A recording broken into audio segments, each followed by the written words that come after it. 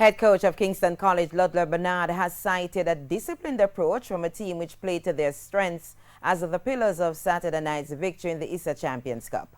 The purple and white standard bearers were propelled to a historic second win of the title from a strike from Ronaldo Robinson in the 63rd minute to defeat the pre-tournament favorite Clarendon College 1-0.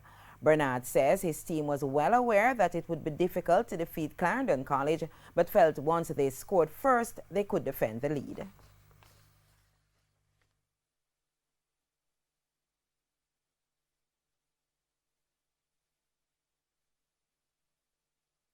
I knew this was a game in which we weren't going to have the bulk of the possession because the Clarendon team have very gifted players technically. Not that our players aren't gifted, but we are limited in midfield.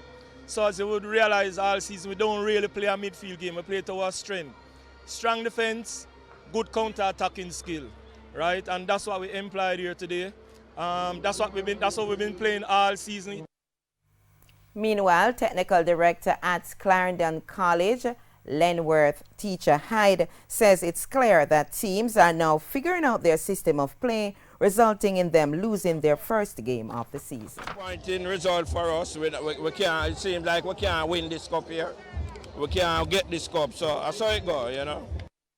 The champions pocketed $1 million, while the runners-up received $500,000. Kingston College's season is over. Clarendon College will now turn their attention to next weekend's the Costa Cup final against Dintil Technical.